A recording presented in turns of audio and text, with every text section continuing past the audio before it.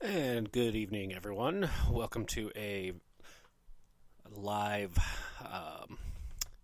Washington Wrestle Talk podcast. Let's see if I can get this microphone to work just right. Let's see here. Hear me? No. Oh, you there? Yep. Let's turn this up a bit. All right.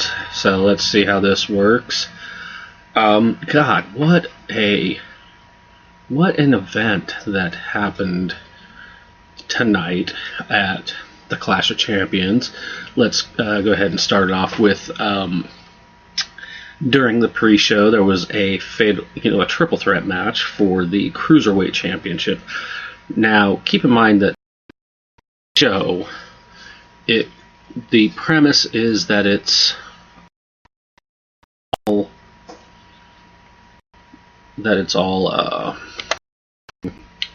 not sure if I like that. Let's try.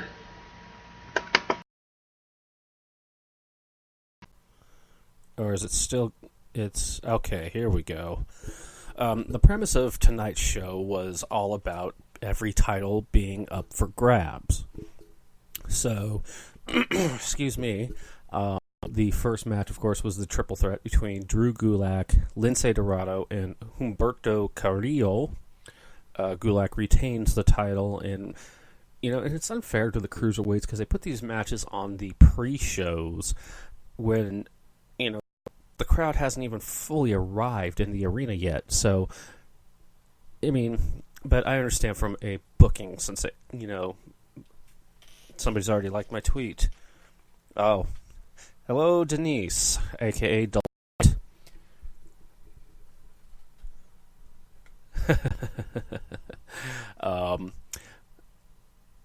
But it at least gets them on. Next match was Alexander, who was the hometown hero. The card took place from Charlotte on AJ Styles for the United States Championship, and unfortunately, Cedric, had a hot start, had a great start to the match, just could not keep that momentum going. Jay pins him with the phenomenal forearm, and then the Styles clash, and then after the match, the OC come out and beat the holy living hell out of Cedric Alexander. It seemed to be a recurring theme whenever they're in a superstar's hometown, that the hometown hero always loses. Now, case in point is, we kick off the show with the tag team title match. Champions Seth Rollins and Braun Strowman take on the makeshift team of Robert Roode and Dolph Ziggler. Of course, both guys had both chances to shine, and in the end, Roode pinned Rollins with the glorious DDT for him and Ziggler to win the tag team titles. And then we had Bayley versus Charlotte. Of course, Charlotte being Charlotte Flair. I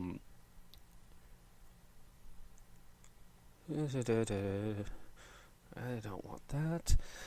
Charlotte Flair, of course, from Charlotte, North Carolina. Pretty much dominated the match, and up until a point where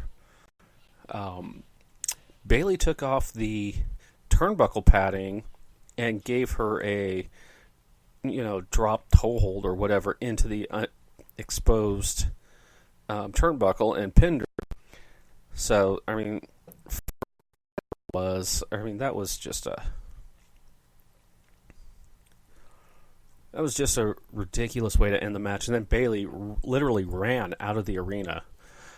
In the next match, we had the SmackDown Tag Team Championships up for grab as the New Day defended against the Revival, who technically are a Raw team.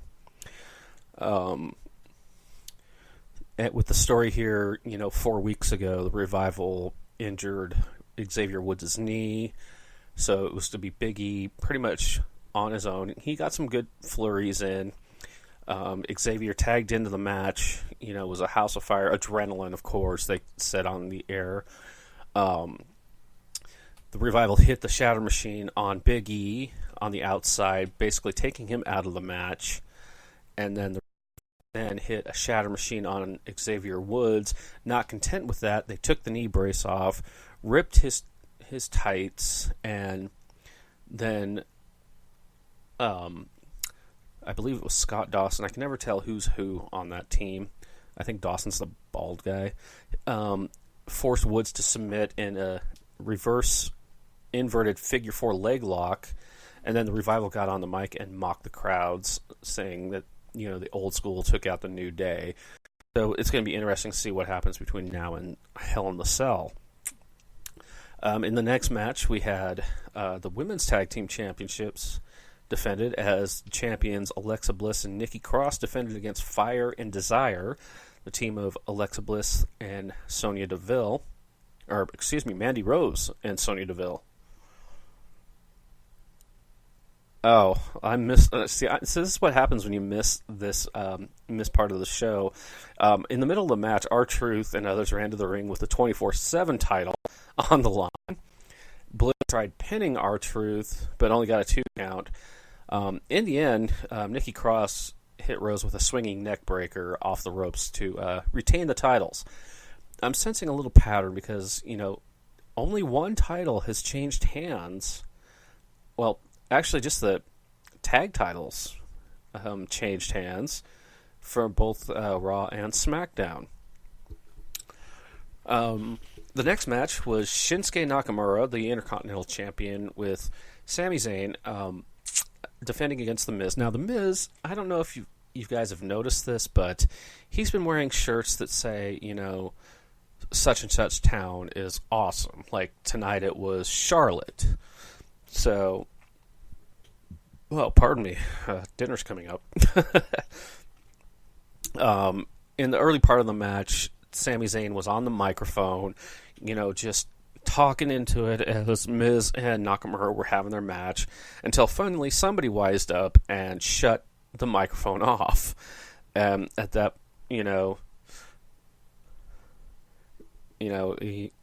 the mic got cut, and at one point, Miz came out, grabbed the microphone from Zayn, and literally threw it up the entranceway.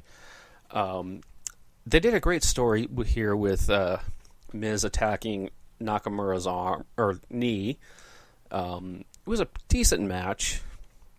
Nakamura gets the win after he hit a Kinshasa, and so another title retention. Then we had the Raw Women's Champion, Becky Lynch, defending against Sasha Banks. This one really, it was a back and forth, and then,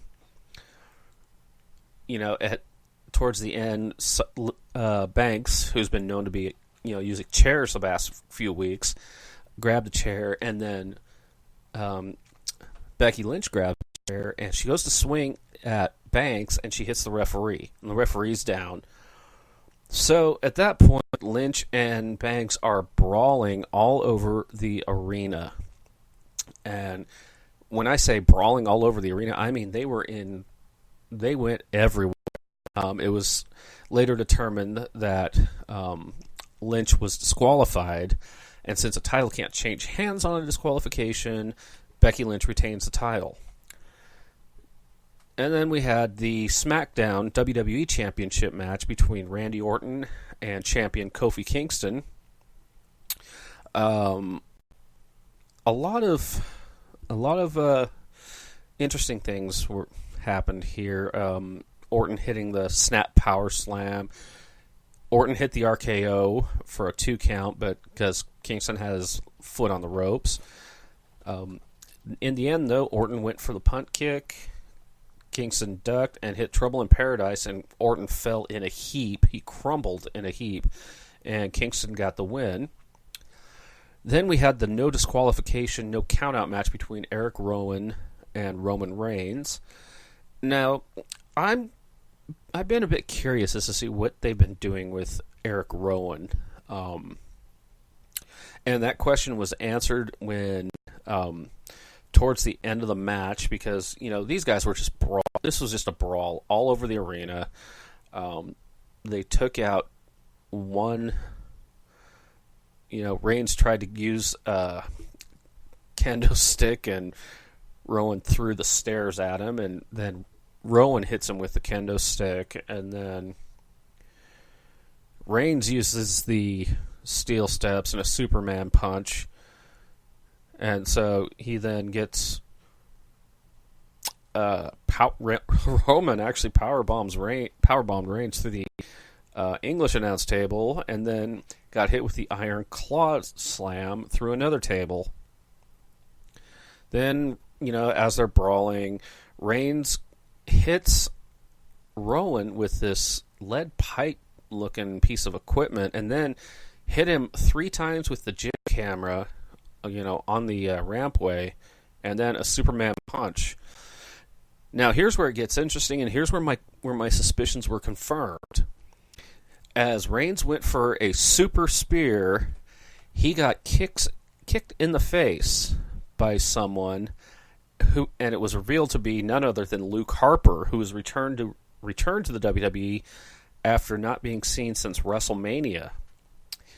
And then, Harper and Rowan did their old double team moves where Harper would throw Rowan into the corner where he splashes a guy, and Harper would do his discus clothesline, and then followed by Rowan hitting Reigns with the Iron Claw slam for the victory. So Rowan pins Roman Reigns. And now the main event, which was the Universal Championship, Seth Rollins defending against Braun Strowman. Oh my God, I cannot believe I saw this. But, I saw Braun Strowman hit a top rope superfly splash. Now, this guy's 385 pounds, and the announcers are making it a big deal how they've never seen somebody that big. Do they forget about guys like Vader and Bam Bam Bigelow and, other guys that, bigger than Strowman? Rollins hit 3 stomps on Strowman, and Strowman kicked out each time. And Strowman went for a running power slam, but his leg gave out because he hurt his knee doing the splash. Rollins hit a pedigree, something we haven't seen in a long time, and then he hit a 4th stomp to retain the title. Now, after the match was over, Rollins is on the ramp celebrating when the lights go out, and the eerie, almost horrific sounds come through the loudspeaker. It's the Fiend, Bray Wyatt. He attacks Rollins with a Sister Abigail and then the Mandible Claw as the show went off the air. So now we know it's going to be Seth Rollins versus the Fiend at Hell in a Cell. Now, I'm curious to see what you guys think about it. Just go ahead and drop me a line at the Washington Wrestle Talk at gmail.com. Don't forget to check out my website, WashingtonWrestleTalk.com. Coming up in the next coming weeks, we're going to have, we're going to be talking a lot about the upcoming Brutal Beauty's Catfight event in November, and it's going to be one you don't want to miss. So if you want to sponsor this, go ahead and get a hold of Mark on his Twitter. He posts his email. But you're going to have this big clash between Ariel X against the Queen Sarah Brooke, who is the reigning and defending Brutal Beauty's Catfight League champion. Not only that, but you're going to have London versus Daisy Ducati. And it's going to be a big, big event. Then there might be a third fight that's unannounced as of yet. I'm hoping to get a few people on the show this week because I do not have to work the next 2 days. So hopefully I can get Mia Annabella, and of course, I want to get the Pittsburgh Power Trio with the visiting Dom Cat. I want to get